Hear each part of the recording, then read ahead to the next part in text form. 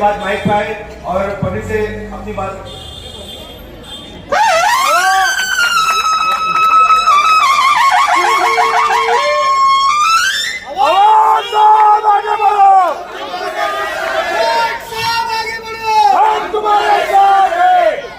मैं पहली बार ही बोलता हूँ, मेरा भाषण शुरू होने के बाद कोई घोषणा मत देना, मैं डिस्टर्ब हो जाता हूँ।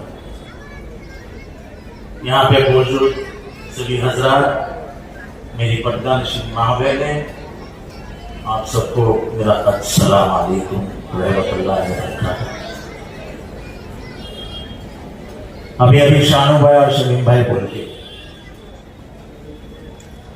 ये पिछले कुछ रोज में जो चल रहा है, ये अपने वाला है, अपने वाला है, अपने वाला है, आप मुझे क्या पढ़ाया मानते हो क्या? नहीं। बोलो, अभी जोर से बोलो, मैं पूछना चाहता हूं आपसे, जो जिंदगी भर उसूल के लिए लड़ा,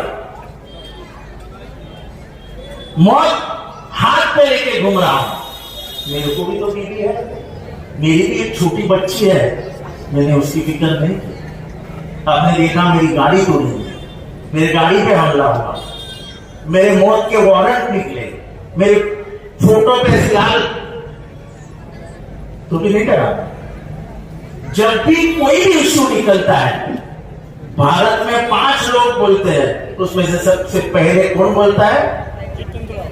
कौन बोलता है? मैं चुप बैठ जाता हूं ना, क्या फर्क पड़ता है? पर नहीं, मेरा खून मुझे चुप नहीं बैठने देगी, क्योंकि मेरा खून, मेरे विचार गांधी से आए हैं। ये देश गांधी का है, ये हम जिंदगी भर में नथुराम के हाथ में जाने नहीं देंगे। ये नथुराम की औलाद है जो आज इस देश की अमन और शांति को खराब कर रहा है। क्या बचा है? अपना वाला है, अपने वाला है, चलने वाला है। कहां थे जब धर्मांतरण का विषय आया मुमरा में? जब 400 धर्मांतरण हुआ है ऐसा कहा, तो कौन आया था सब पुलिस से सवाल पूछने के लिए कि मुझे एक धर्मांतरण बताओ और फिर लेके जाओ सबको? पुलिस ने 24 घंटे में बयान वापस किया और कहा कि एक भी धर्मांतरण नहीं होगा, नहीं तो हमारे बच्चे 50 बच्चे उठाए जाते, यूपी में लेके जाती पुलिस, यूपी पुलिस, और उनके माँ बाप चक्कर लगाते। आज विशालगढ़ में क्या हुआ? विशालगढ़ के जनता ने जाके पुलिस को और कलेक्टर को बताया था कि विशालगढ़ में हमको धोखा देता है। प्रशासन की तरफ से ध्यान नहीं दिया गया। 12 तारीख को, फिर 12 जुलाई को फिर पुलिस स्टेशन जाके उन्होंने बताया कि विशालगढ़ में कुछ हो सकता है।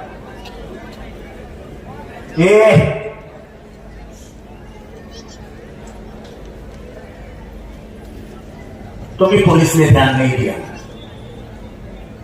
और उसी रात को 100 लोग, विशालगढ़ किसी ने देखा है क्या? आपने देखा है? एक ही रास्ता है, एक, उसके अंदर नाके पे नाकाबंदी हो जाती तो कोई चढ़ पाता? पुलिस ने सबको ऊपर चढ़ने दिया। ऊपर चढ़ने के बाद उन्होंने दरगाह पे हमला बोल दिया और दरगाह के ऊपर जो घुमट रहता है उसको तहस नहस कर, फिर नीचे उतरे, गजापुर के मस्जिद में घुसे, मस्जिद को तहस नहस कर दिया, हिंदुओं के घर लुटे। देखो, मैं हमेशा बोलता हूं, जब अतिरेकी कहा जाता है तो अतिरेकी को कोई धर्म नहीं होता है, कोई धर्म नहीं होता है। वैसे इन दरिंदों का कोई धर्म नहीं है, कोई धर्म नहीं।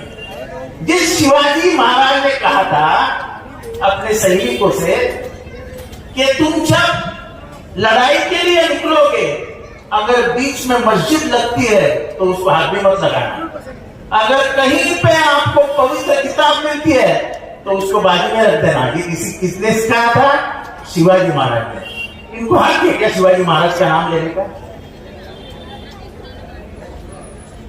पूछते हैं कि तो बीजेपी का डर दिखाते मुसलमानों को। अरे बीजेपी मुसलमान किसी के बाप से नहीं डरता है। बीजेपी कौन है? और हम जैसे लोग जो मौत को फिर रहे हैं। मैं तो लोगों को हमेशा बोलता हूं, मैं दो चीजों से डरता हूं, एक मेरा खुदा गया भगवान और दूसरा शरद पवार। मैं और किसी के पाप से नहीं डरता हूं। क्या होगा? मौत आएगी ना, उससे ज्यादा कुछ नहीं होता है। मेरे वाला हुआ है, मेरे वाला हुआ है। अरे 1300 साल हो गए महाराष्ट्र के संत परंपरा को, कभी भी धर्म के बारे में कुछ नहीं बोला गया था।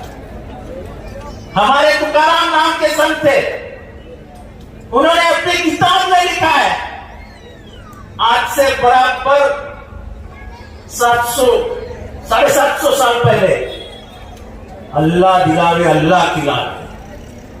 देने वाला भी अल्लाह है, खिलाने वाला भी अल्लाह है। वो तो बड़ी किताब है, उन्होंने बड़ा पन्ना लिखा है, मैं तो छोटा बता रहा हूं। ये थी हमारी संत परंपरा। और तुम मुख्यमंत्री के सामने एक आदमी उठता है जिसको मैं महाराज नहीं कहता हूं, उसके जैसा बंदूक ही नहीं, और नबी के बारे में गलत बोल देता है। और हमारे मुख्यमंत्री जो पूरे महाराष्ट्र के मुख्यमंत्री है, जो 13 करोड़ जनता के मुख्यमंत्री है, वो कहते हैं कि हम उसको हाथ भी नहीं लगाने देंगे किसी को। हम तो किसी को मारने वाला, हम तो किसी को मारने वाले नहीं है। लेकिन सर्वोच्च न्यायालय ने क्या कहा है?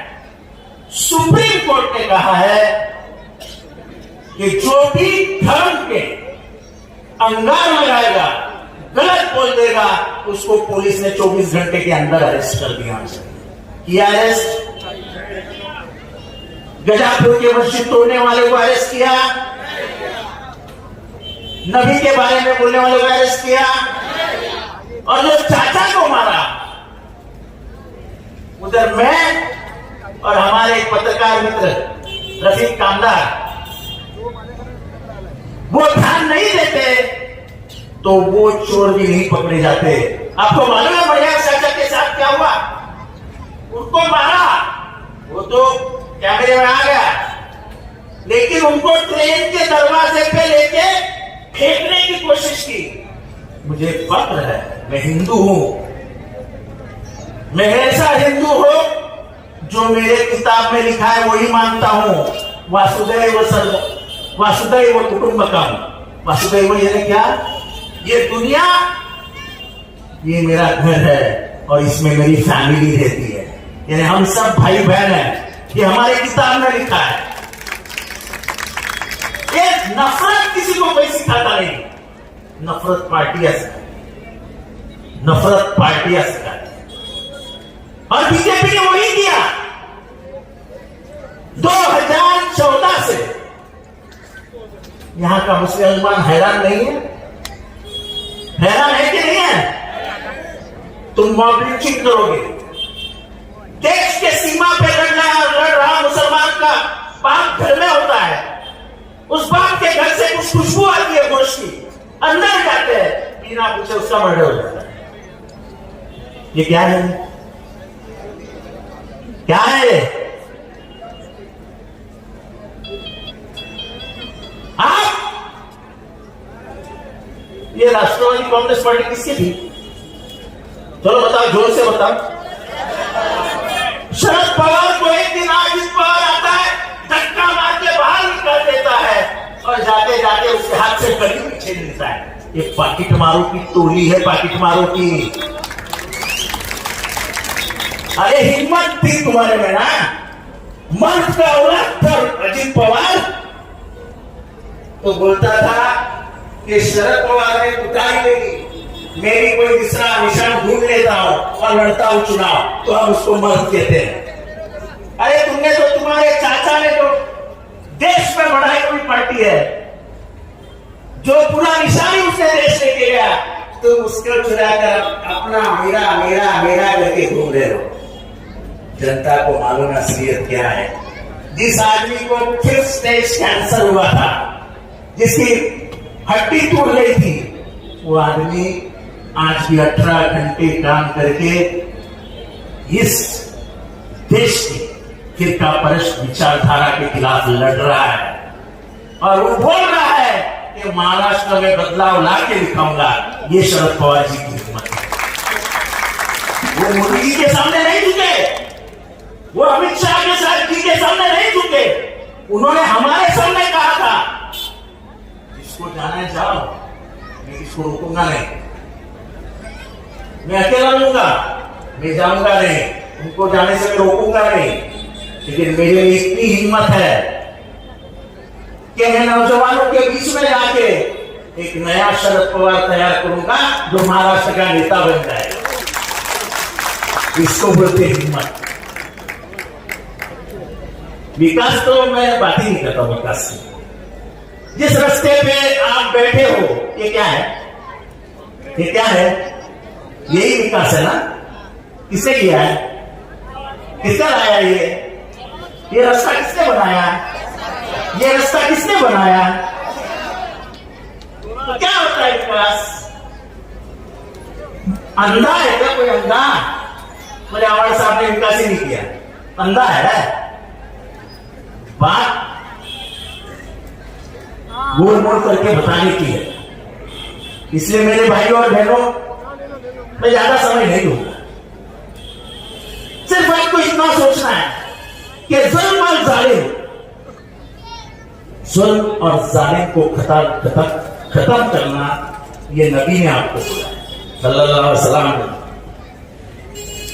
क्या बोला है कि जुल्म का साथ मत देना, जुल्म के सामने खड़ा रहना और जालिम का साथ मत देना। आज जालिम जुल्म कर रहा है कि नहीं कर रहा है? मेरे को जोर से बोलो यार, तुम चाहते हो ऐसा बोल गया। तो जुल्म को खत्म करने के लिए, जालिम को खत्म करने के लिए आपके पास एक हथियार दिया है।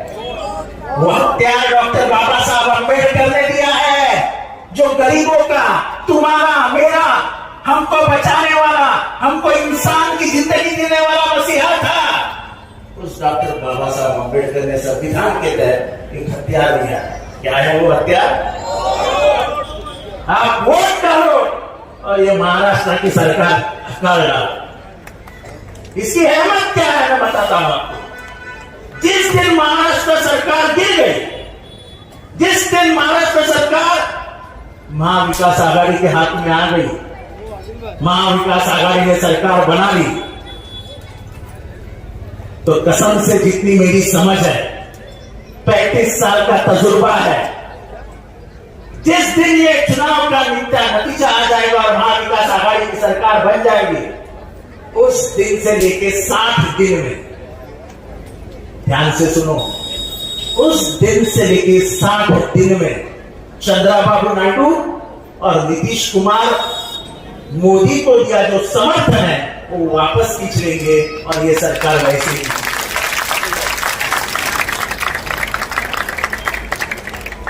तो महाराष्ट्र जिताना क्यों इंपॉर्टेंट है?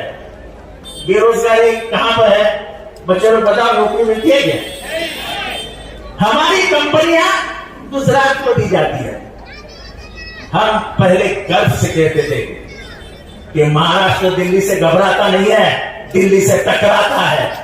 अब तो दिल्ली छोड़ो, हम तो गुजरात के सामने सर झुका के बात करते हैं। हमारे महाराष्ट्र की बेइज्जती हो गई, महाराष्ट्र की बेइज्जती हो गई। आज आपको मालूम है पुलिस है क्या? पुलिस इधर पगार नहीं मिला है, पगार सरकारी कर्मचारियों को अगले महीने से पगार नहीं मिलेगा क्योंकि हमारी तिजोरी खाली हो गई है। अब मेरे बहनों से पूछता हूं, तेल का भाव क्या हो गया? तेल का भाव, खाने के तेल का भाव कितना? 140 रुपया। पिछले 240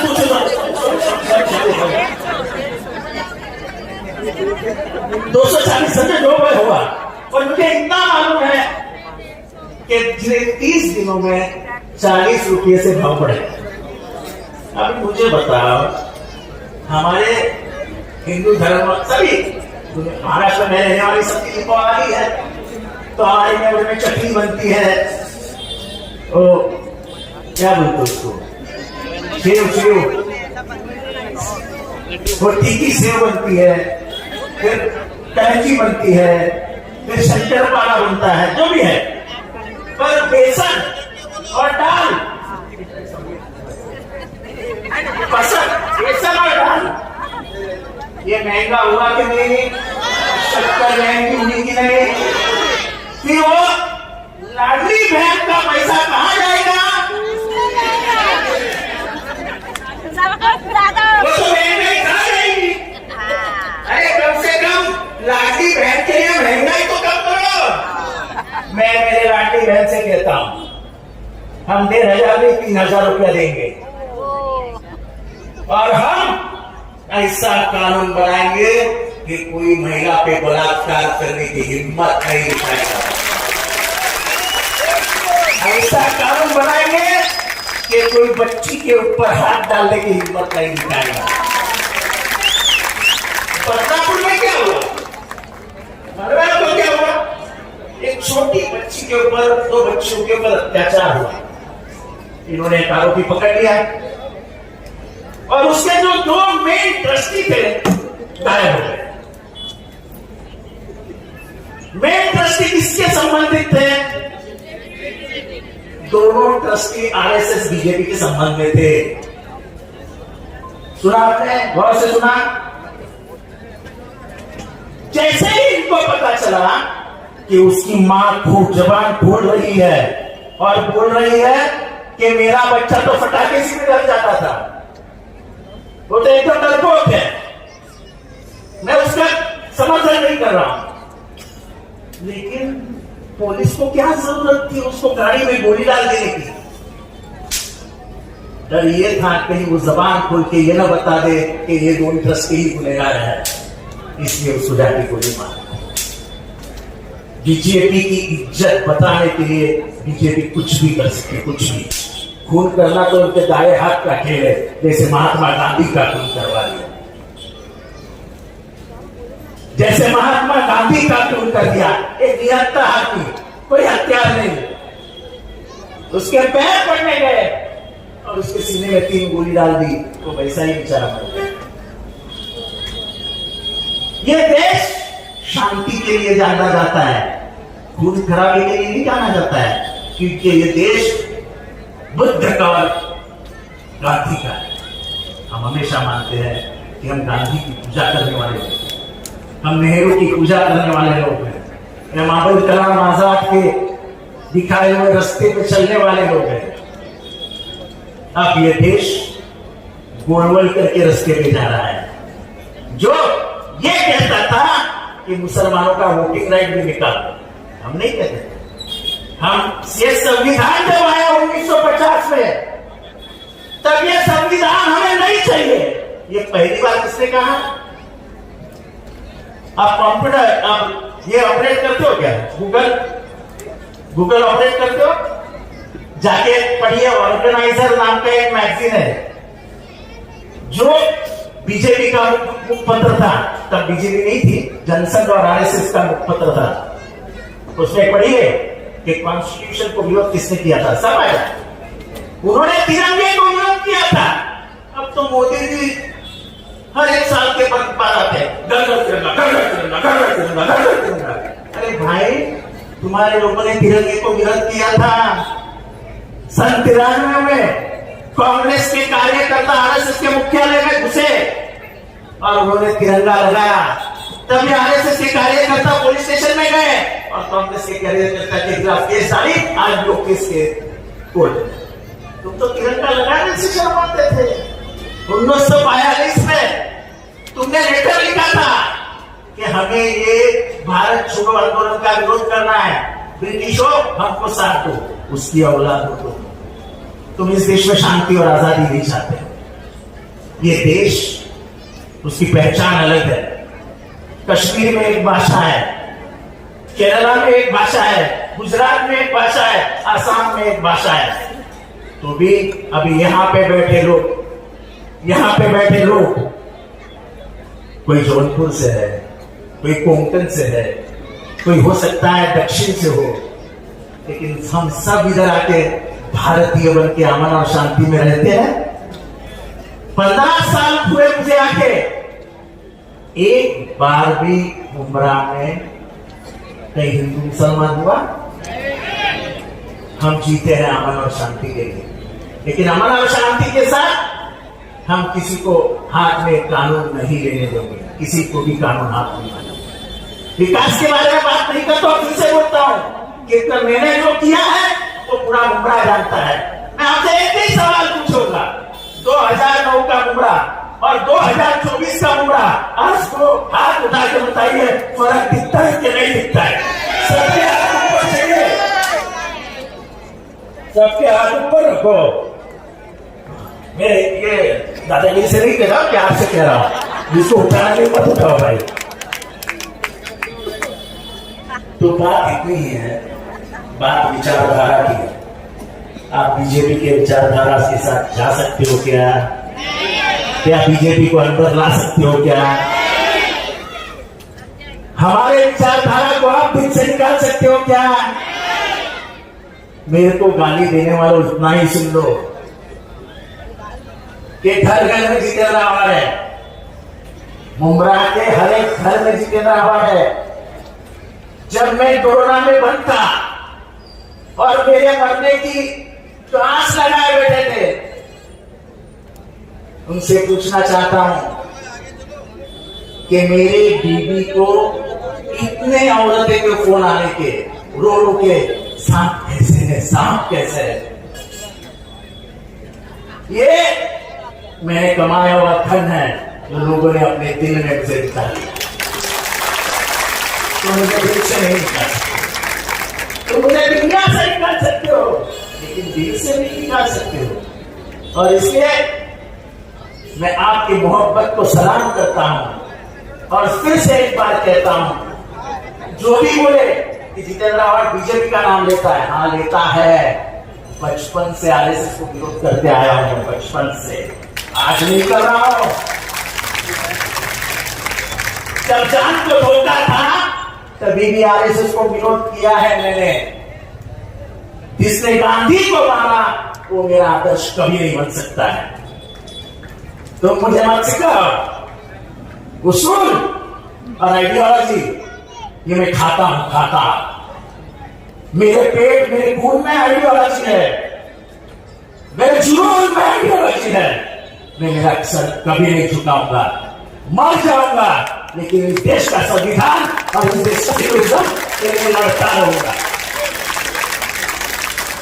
और इसलिए मैं आपसे सिर्फ इतना कहता हूं, 1 तारीख को आपको मुमरा के लिए नहीं, महाराष्ट्र के लिए और भारत की सरकार गिराने के लिए तुतारी का निशान दबाना है। और मुझे फिर से एक बार कामयाब करता है। खुदा हाफिज।